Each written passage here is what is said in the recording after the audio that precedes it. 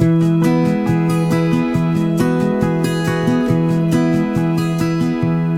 a very frequent question that I've been getting is, can you share more of your homeschool routine? So I thought, you know what, now might be a good time to do that as we're kind of winding down, can we say that, of this school year, and as people are starting to think ahead for next school year. I have been kind of pushing off this video because it takes a lot of work to film, and I am so hands-on in our school, but we're gonna do our best this week and take you along. We have kind of daily rhythms that we try to follow, and then also things that kind of vary throughout the week. So I'll try to explain that as best as I can, and hopefully that all makes sense as you are watching this. Now, having said that, it often feels like no 2 days are exactly alike, but this has been working so well for us this year. And then I know a number of you have also been asking for just a more in-depth walkthrough of the curriculum that we're using. And so I'll try to do that here at the end of the video and hopefully answer all of those questions that you've been having. Before I get any further, I would love if any of you homeschool mamas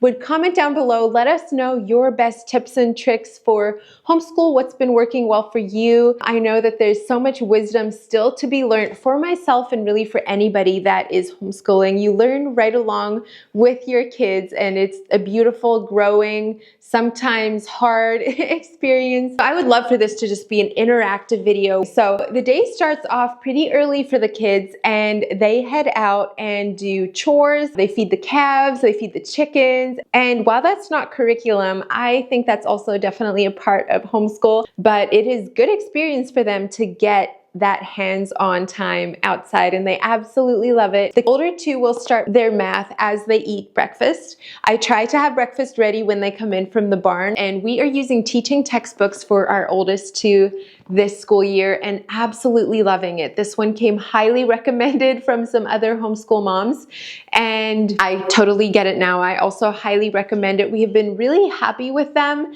I did Abeka some through high school, and we also used that when we initially started homeschooling now 6 years ago maybe. And the thing that I personally appreciate about teaching textbook versus Abeka, because both are on the computer, is Abeka is more you are sitting in on the classroom and you could see all the students, which some kids really, really love that. For us, we found that it was a lot of time kind of felt wasted on all the kids in the classrooms, questions and things like that. And so the lessons got really, really long, and it was just, yeah, not a really good fit that way. Teaching textbooks is more tailored to just your specific kid. They don't even see the teacher. It's literally you see problems. They have fun little I don't know, kind of like emojis or cartoons that pop up here and there and yay, you got that right, which is really fun for the kids. But it's more just focused on them, and if they get something wrong, it will explain the answer. So I actually get to be pretty much completely hands-off on this. I do get emails on their grades, and we can go back and look at their grade book and all of that. So that has been a really, really good fit. I think they only start though at grade 3. I need to go back and double check that. I know our third born is not quite old enough for it yet, but she's already so much looking forward to when she gets to be a part of that curriculum. So they do that over breakfast. After breakfast, there's a couple of chores like cleaning out the dishwasher, usually just takes 5 minutes or so. And then we often will move into working out. So I try to work out every single day, and whenever it's possible, Josh and the kids really like to join in, and we all do a family workout together. This is really fun for all of us, and it also, gets the blood flowing and all of that. This does not happen every single day for them, but I would say probably 3 to 4 days a week this happens. And then afterward, we'll sit down for family devotions. This would be our Bible time, so let's pick up there. If you visit a farm in Africa, you might get a huge surprise. In some places, you will see baboons out in the fields picking fruit. Rejoice in the Lord always, and again I say rejoice. Rejoice in the Lord always, and again I say rejoice. Have patience, don't be in such a hurry. When you get impatient, you'll only start to worry. All right, next up, we're gonna go ahead with our unit studies. This is when I sit down with all of the kids and we do our unit studies. Now, I'll talk about this more later when we actually talk about how these units work, but we go through about one a month. So we work on that subject for about a month, which is perfect timing. You get a good deep dive into the subject, but doesn't get old. So while we do that, my toddler loves to color, or I have a couple of these just from Amazon that are super, super nice. She can sort the colors in here. She loves to sit here and do that while we do our units. The baby crawls around, gets into things. Sometimes he can go with Josh while we're doing this portion. Sometimes he'll sit on my lap. I usually try to cut up some apple slices or something like that during this time as well, just to make it easier with both little ones in tow as well.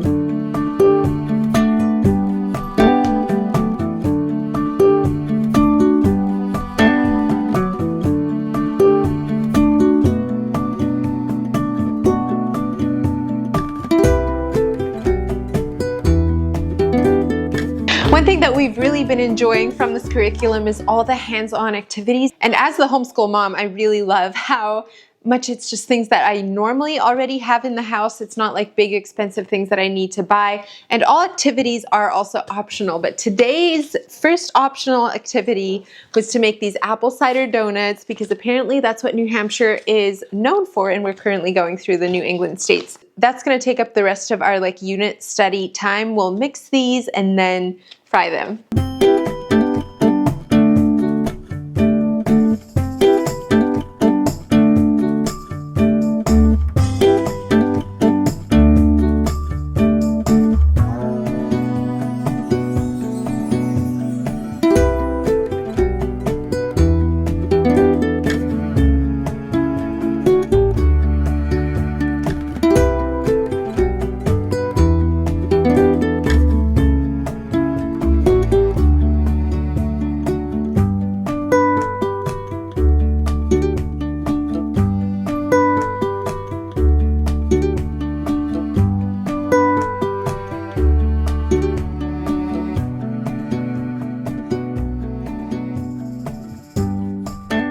After unit studies, the older two kids go and practice their piano, as well as do reading time, just independent reading. And then I will do reading practice with Leslie, and Josh does math with her, since teaching textbooks doesn't do her grade yet. And both of these we kind of fit in wherever. It's not the same every day. Sometimes Josh does math with her over breakfast as well. So that can vary a little bit, but this is kind of the time for them to do all of those more individualized things. Our unit studies covers technically everything but math, and so that is really nice. I know I didn't show you everything. We'll get into all the nitty-gritty of that here after a little bit when I sit down and show you how the curriculum works. But Mondays, they do piano lessons as their kind of extra thing. Tuesdays, which today is actually a Tuesday, is nature journaling. So they'll take 15, 20, sometimes 30 minutes to do some nature journaling. They have cute little nature journals, which are my probably biggest keepsake item from each school year. It is so sweet, all the things that they come up with. And then we'll talk about the schedule for Wednesday, Thursday, Friday here after a little bit. But for now, let's go check in on their piano and reading. Good.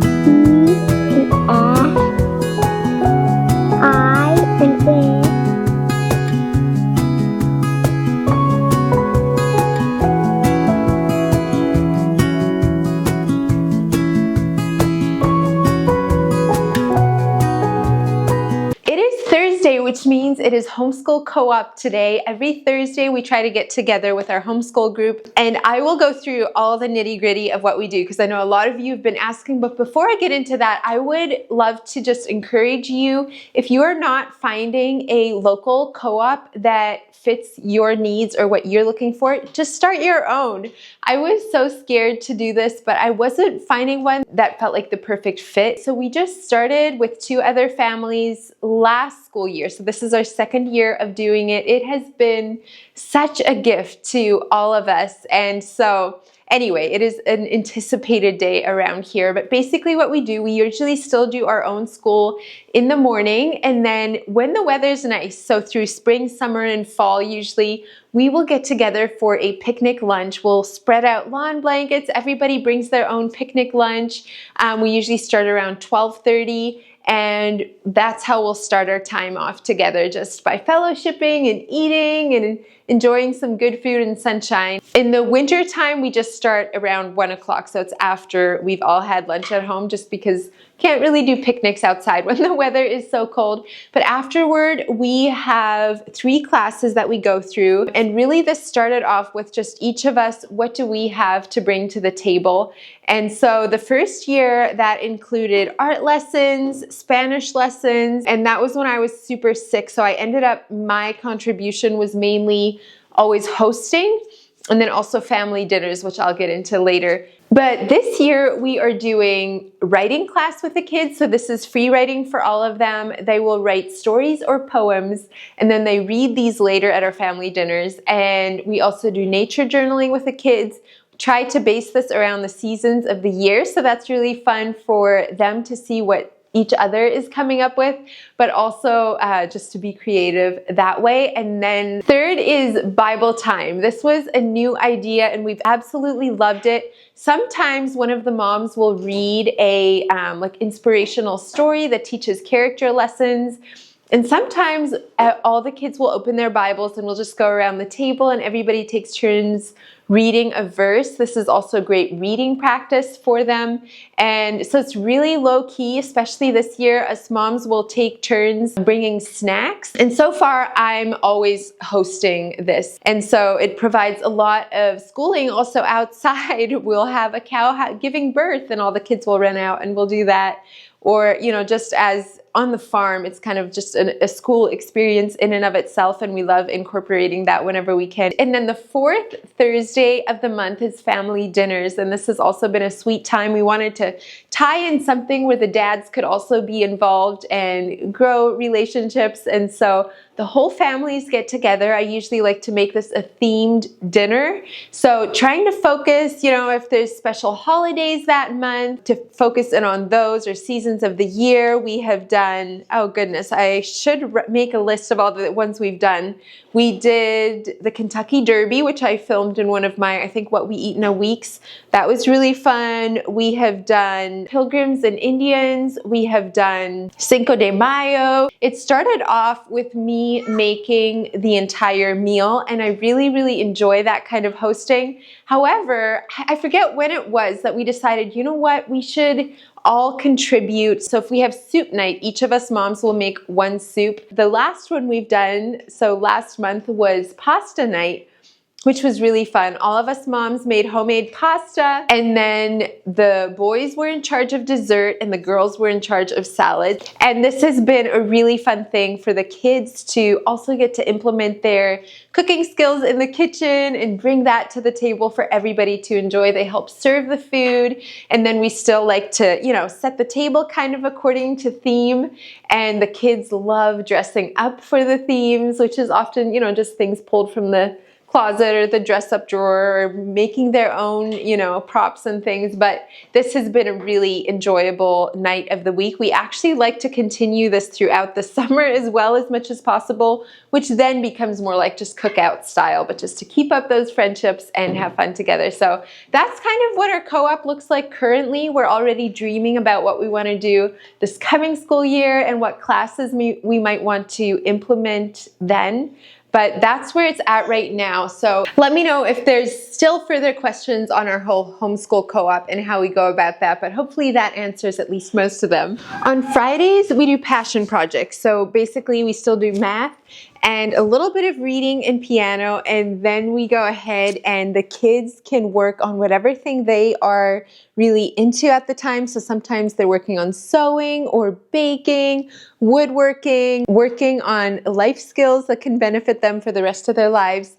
They will work on these for a couple of hours, usually on Fridays, and it's always something that they look forward to. So that rounds out our school week technically, but I always say kids are always learning. My homeschool evaluator has been so good with reminding me that unless you have someone stuck in a closet, they're always learning and growing. And even as adults, we're always still learning just as we go about life. So Saturdays are often a variety of things on the farm that they are helping with and exploring and things like that. Sundays is Sunday school, so more Bible learning.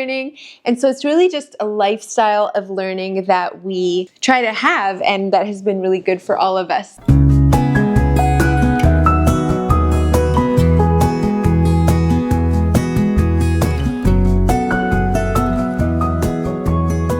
All right, let's sit down and chat curriculum for a minute. Y'all, the light is absolutely beautiful coming in here, but hopefully it's okay on the screen. I wanted to do just a little bit of a walkthrough for those of you that have been asking for more information on what we do and how this curriculum works. But before I do that, the reading curriculum that I am using for our 6-year-old is this one. Teach your child to read in 100 easy lessons. And I've been really happy with it. It's really straightforward. It literally tells you exactly what to say, and it's been very successful. So I'm happy for that. And then she is using the Good and the Beautiful math curriculum as well. Now, diving into our unit studies. So these books are from Campfire Curriculum. And it has been a very different style from anything we've ever done before. This is our first year using these, but we have been so happy with them. And we've just all fallen in love with like the more of a Charlotte Mason style curriculum and way of learning. Although I would say this isn't exactly Charlotte Mason to a T, but it is that style. So I feel like I've talked about this a little bit on here before, but I'm still getting questions. So hopefully this is helpful for that. Now, currently, we are going through the 50 states. I am not a geography lover in general, and so I was a little bit dragging my feet on this one, but I was like, you know what? We've done a lot of animals and things that we know are right up down our alley, so we really should do something, you know, like this. And so that's what we did, and we've actually been really enjoying it. Like making the donuts today. They have so many hands-on things that make it come to life. They have stories and just keeps it really interesting for the kids as well as for the kids' teacher, because sometimes she struggles a little bit too. So the way that the curriculum is set up is, first of all, you do not get the actual books in the mail. It is a digital download, which you then download and you can print off, or you can even just use it on your computer. I am a very pen and paper type girl, and so I preferred to print them off. I got our own, what's that called, like binding system. I will try to leave that linked for you in the description box below, as well as a laminator so that we can make these nice like school books. And the options are a little bit different depending on which unit you get, but in general, you have one that is advanced, and this one is more for like even high schoolers and higher grades, or even just adults. If you're an adult and you're like, hey, I would like to learn more, you can do the advanced one. And then there is growing, which is more like elementary age, I would say. This is the one that my older kids use. And then they also have one for early learners. So this is like preschool, kindergarten, that younger age, like pre-reader. And my little girls have been enjoying these. My 6-year-old is a little bit between these right now, so I usually have been putting her in this one just because she can't quite keep up with the reading yet. Next year she'll be right there with the big kids. And then if you want to use this as a core curriculum, this will tie in all the subjects aside from math. So all that you really would need for homeschool is literally one of these units and then your math curriculum. And that's how we've been using it. And I've been very impressed. The core connections definitely does take it a little deeper. If you're just doing the unit study, I mean, you could easily just do it as an add-on if it's something that you are interested in, and you can totally just add it on to an already existing curriculum, or even like as a summer project, or things you want to study in the evenings, totally would work for that as well. But if you want to use it for your main curriculum, you'll want to make sure to also utilize the core connections because it just takes it to the next level. Now, one thing that I was a little bit leery about with Campfire when I was first looking into it was there are no worksheets. And I was like, are you serious? I mean, it sounds fantastic. But are we still getting solid education? Because that's really important for me. And I really have grown to love their approach that in life, you don't get worksheets. Like if you are going to college or a Bible school, or if you are job shadowing, you're not getting worksheets. You need to learn how to take good notes. And that's what they focus on, is that the kids learn to take really good notes, and that can benefit them then for the rest of their lives. This is also learning a lot of life skills in these different units. So I think that pretty much covers how the curriculum works. And then my microphone battery died, but I wanted to give you a really quick little walkthrough of the curriculum yet that we have done so far in these unit studies, so you can kind of get a visual of what we are looking at. So these are all of the units that we have done so far this school year.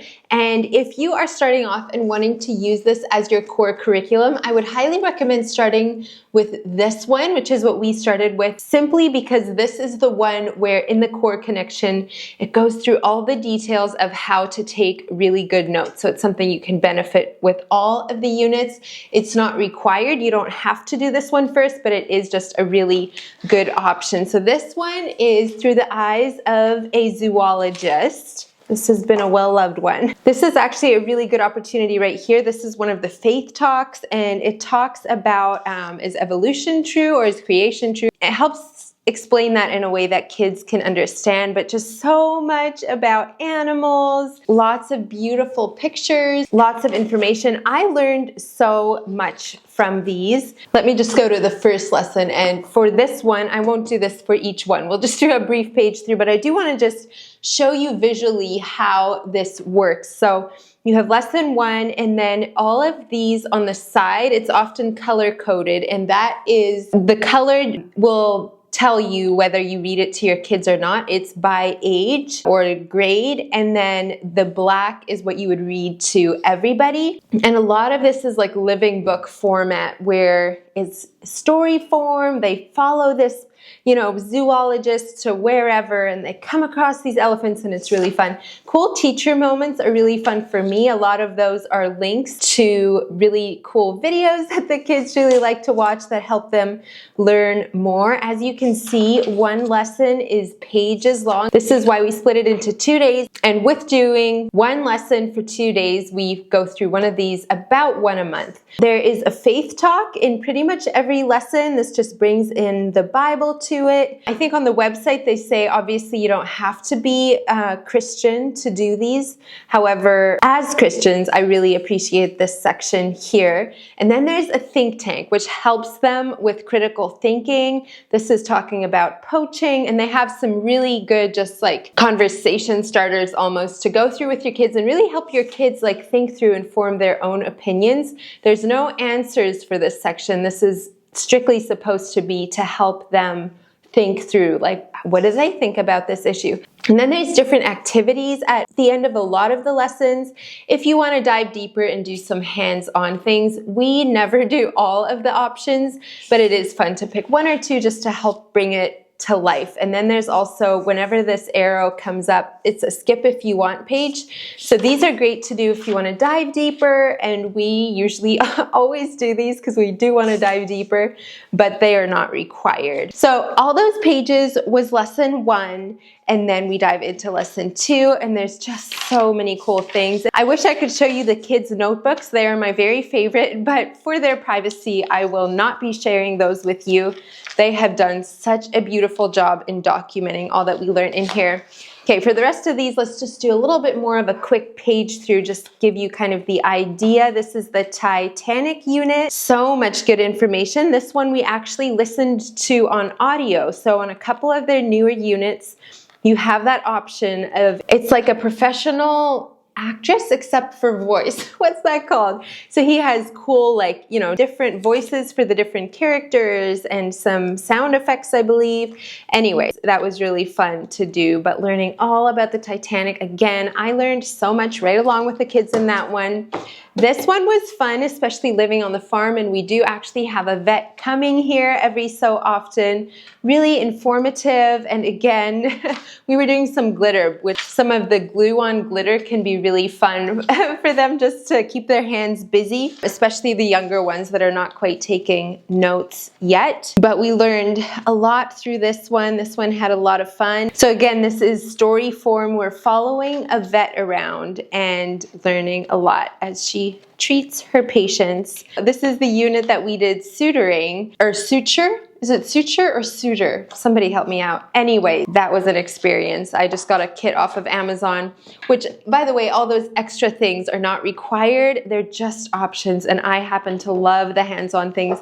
This is the unit that we did over Christmas time. Highly, highly recommend this. This was so fun. It is in the season of caroling Noel, and oh my goodness, it went through a lot of different hymns. This is Little Drummer Boy, and then it would have activities. You can make Bethlehem shortbread cookies for, I think this was A Little Town of Bethlehem. Yes, and then it has the story behind the song for each of these. These are shorter lessons on purpose because it's Christmas time and we want to do a lot of other things than just school.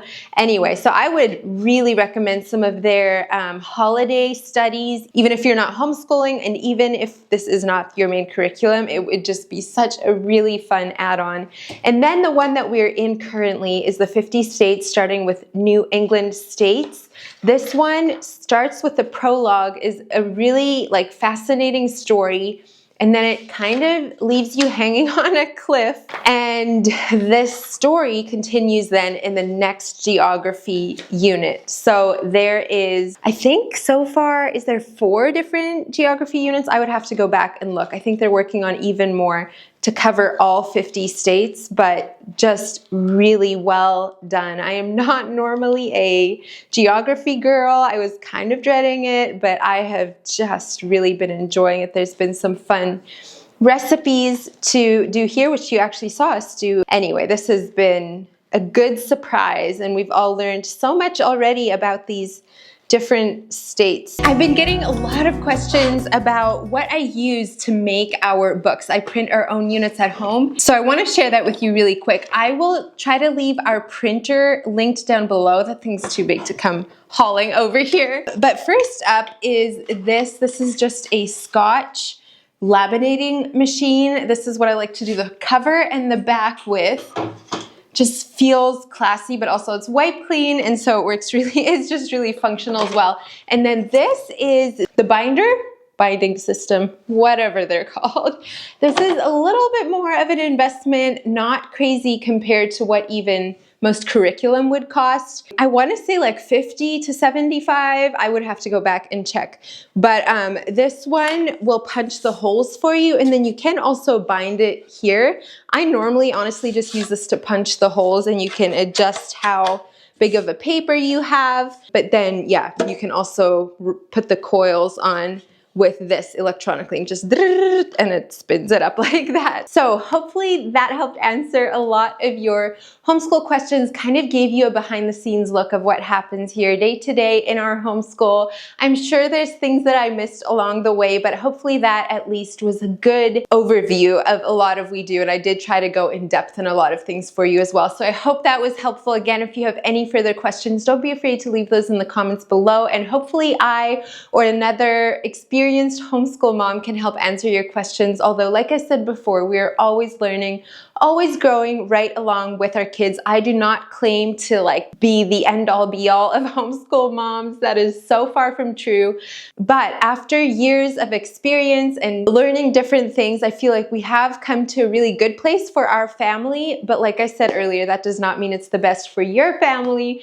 And I would just encourage you, don't try to mimic someone. Study your own kids and know your own learning style and then do accordingly, because I think that's how you will truly thrive, is to do what's really best for your family and for your kids. Pray about it and then just dive in. Thank you so much for being here, and I'll look forward to seeing you next time. Bye, friends. Golden thing.